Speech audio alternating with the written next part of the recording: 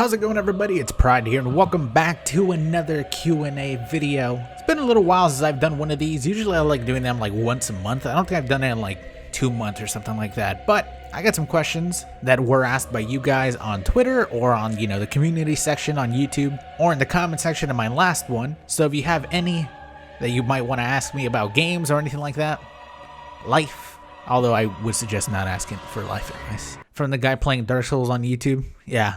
Don't. So first of all, we do have a couple of Elden Ring questions, but they're for the most part pretty much like the same. Like, do I think there's going to be PvP? What's on my wish list for Elden Ring? So first of all, I do think there is going to be PvP, and I think at the top of my list easily, PvP is my #1 thing on the wish list. Like, absolutely, there's nothing else that I could think of that I would want more on the game that would give me more enjoyment, content for YouTube, and probably keep a game like that alive. We don't even know what it's going to be. Obviously, we know that it's an action RPG. It's most likely a Souls-like game. Even Miyazaki has said in an interview that the gameplay is a little different from the Souls-like games, like Dark Souls 3 or Dark Souls 1, but he himself did say that you could categorize the game as a Souls-like game if you want, because it is pretty similar. Obviously, there are going to be a bunch of new elements to it, like, they've said that you could ride horses around. It's an open world. It's going to be really interesting to see. I don't know about invasions or anything like that. Like, that would be really weird with an open world game, because Dark Souls, it's not really open world. You can say it is, but for the most part, you're in a area that is going to be closed off by at least a boss room. Or if you go backwards, and it's going to be closed off by a fog gate whenever somebody invades you. I don't see that happening in a open world game. What if you're just out in the middle of a field somewhere? There's nowhere to close unless they just drop, a giant fog gate around you, which I don't see that happening. But that is #1 on my wish list. I also hope that the combat, is a little bit more refined, similar and closer to Sekiro, I would say, than something like Dark Souls 3. Dark Souls 3 is great. I think Dark Souls 3 is a perfect combination of Bloodborne's speed and Dark Souls 1's like movement and stuff, without really having too much of the clunkiness of Dark Souls 2. But I feel like the Sekiro combat is so refined and it's so good. I hope we see some type of element of that in the game. Also, being an open world game, I hope that we get at least a couple of areas, and I believe Miyazaki in an interview has said that there are areas that you would see similar to Dark Souls 3 areas, Dark Souls areas in general, castles, stuff like that. Because it's kind of hard to imagine a open world game like that, because I believe he even said there are no like towns filled with NPCs or anything like that. So it's going to be a big open world, at least done in From Software style. I feel like I'm thinking maybe too much, like if it's going to be Witcher Souls 3 or something like that, which they've said they're taking their own approach to open world games. But, having stuff like castles and interconnected areas that we are so used to in the Souls series, I hope that we see more of those, or a couple of those at least. Obviously, have the game be fun and something that we can continuously play for the next year. Because Sekiro was great. Sekiro was probably at the top of a lot of people's, Soulsborne list. Well, I guess Soulsborne Ekido now. Oh god, I hate that name.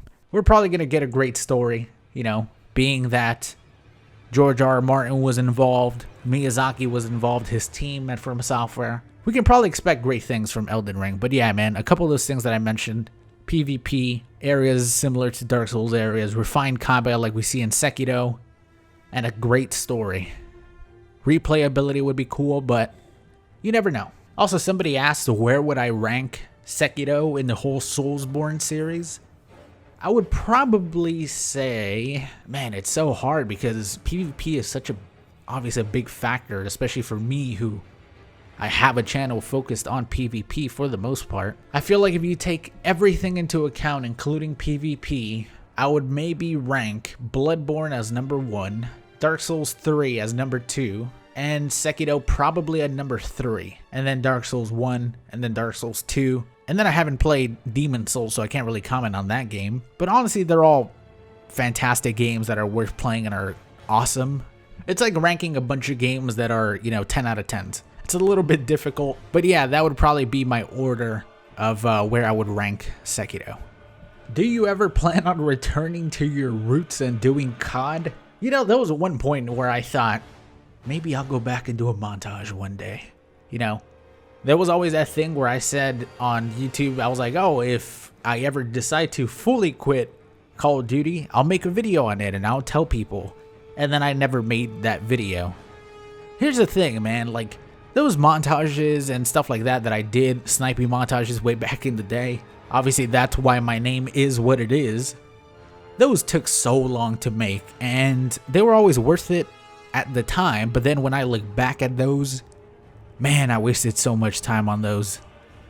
They were fun to make. It was awesome when they would come out and everybody would see them and enjoy them and comment on them and leave likes, I felt like at the time, the satisfaction of putting out a montage that you took, 4 or 5 months to record. Literally, that's how long it would take to get clips for the sniping montages. It would always be worth it at the time. But then obviously now when I look back at that, the videos would get maybe 10K views if I was lucky.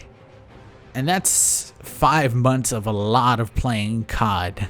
I probably would never go back to playing COD consistently. Would I upload 1 or 2 videos here and there? Maybe even do a playthrough of a campaign if it's really good? Yeah, I would. But I definitely would never take a lot of time and make another montage or anything like that. Even though it would do way better now, I just don't think it's worth the time, man, really. I lost it. You know what? I lost my sniping shot. I'm not good at no-scopes anymore. How far are you gonna branch out from the Souls-like series, since technically all games are Souls-like, which is true. That last fact is absolutely 100% true. But you never know. I've played shark dating simulators on the channel, and I've played Dark Souls 3 on the channel, and I've uploaded Dark Souls 3 pretty much every single week. Multiple videos. At one point, I was doing a video every single day of Dark Souls for like a year. So who knows? We'll always play Souls-likes and Souls itself. But who knows how far we'll take it. Once Miyazaki's doing shark dating simulators, that's how you know we've gone full circle then. And that's how we'll know it's time to put the control down and just step away from YouTube. When Miyazaki makes a shark dating simulator. But it has to be written by George R.R. Martin. And speaking of uploading Dark Souls pretty much every single day, somebody asked, how do you still play Dark Souls 3 after playing it almost every day for 4 years now? At this point, people are probably asking for, how do I keep playing this game that I want to play but hate it? Well, the trick is, at this point, apart from invasions where they kind of annoy me when it's the same shit, it's not really, the game itself that annoys me too much. It's more like the people annoy me. When I get in there and there's 3 or 4 people ganking with overleveled using the same weapons that you see 40 times a day when doing invasions, having the worst connection where they're skipping around and your hits take 1 second to connect, and in that same connection sphere, their hits hit you automatically because you have good connection. Oh man. But here's the thing, I wouldn't be able to play that game every day anymore. There's just 0% chance. I don't really play the game that much at the moment, really. I play it maybe once or twice a week where I'll stream it for, 2-3 hours. I do not play the game offline anymore because, before I started streaming and, streaming Dark Souls Arena and stuff like that, 3v3s were impossible. Never find those. Arena was fairly quick, but it was taking longer and longer towards the end. So the easiest solution there was pretty much just play on stream, and I enjoy playing with people from the stream and viewers and stuff. It always makes it fun because we all like to have fun there. You always get a bunch of tryhards. I try hard myself sometimes when I'm making specific videos with specific weapons, but for the most part, you always see really funny, fun builds that people are just enjoying themselves with the game, and it's not a bunch of tryhards going 100% trying to, enter the next Evo tournament. I feel like maybe that's why I can still play Dark Souls, because I play with viewers. If I didn't have that and I didn't play it on stream and I would have to play it offline, I wouldn't play it. By the way, it's 3 years. Don't make me sound older than I am. I got asked a bunch of questions for specific games if I'm going to play. Am I going to play more horror games? Am I going to play Death Stranding? Am I going to play the Final Fantasy VII Remake? I will play the remake, most likely. I'll at least try it. I never played the original Final Fantasy VII. I will absolutely 100% play Death Stranding. most likely do a full playthrough. And will I play more horror games? Probably. I'm just waiting for ones that I want to play. You know, you have the Blair Witch game coming out, which I said I was going to do a video on. I probably will whenever that game comes out. Horror games are always fun because, similar to Dark Souls, the reason people watch those videos is because they want to see me torture myself, because I hate, well, I don't know, hate is a strong word. I hate playing horror games. I don't hate the games themselves because I don't like being jump scared. I hate jump scares more than anything. A nice tension building game that builds up to a jump scare, that's fine. That's earned. But if it's left and right jump scare after jump scare, I hate that. I hate it so much. But I definitely will play more horror games because I know a lot of people want to see it. How old is Cookie the dog? Cookie the dog is about 5, I believe. And does she have any hobbies? She likes playing soccer. That's really it. Do you think there'll be any good exclusives on the next gen PlayStation? I've already said this, but Bloodborne 2? I think that's going to be at least a, you know, day one game for PlayStation 5, similar to the way Bloodborne was. But I definitely don't think there's going to be exclusives that are not going to be playable on PlayStation 4. Like, they just wouldn't, they're not doing that anymore. Going down from here on out, every single game that comes out, when a PlayStation 5 or, you know, the Xbox Scarlet is out, they're just going to be games that run a lot better than they do on PlayStation 4 and, you know, Xbox One. It's not like the 360 and PlayStation 3 era, you know? That was a long ass time ago. So I definitely think in the future, it won't matter if you get a next-gen console. Everything's going to work. It just won't look as good and probably run as well. It's basically what we get now, and then you compare that same game to a PC game. If Elden Ring has PvP, will you even bother playing Dark Souls 3 again? You know, if it has PvP and it's good, and people want to see it and play it, and a lot of people play it, probably not. I probably would give up Dark Souls 3, because at that point, you know, it's going to be 4 years old. Who's going to want to see it?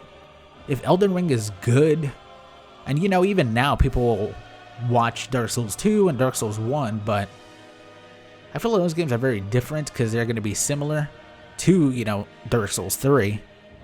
But if this game has great PvP, and it's going to be a very different game, I don't know how many people would want to see Dark Souls 3. I guess it would depend, man. There'll probably be a point where I would go back to Dark Souls 3 and play it every once in a while, because I bet people would want to see it again. Like, oh, Dark Souls 3, it's been a while since we've seen this.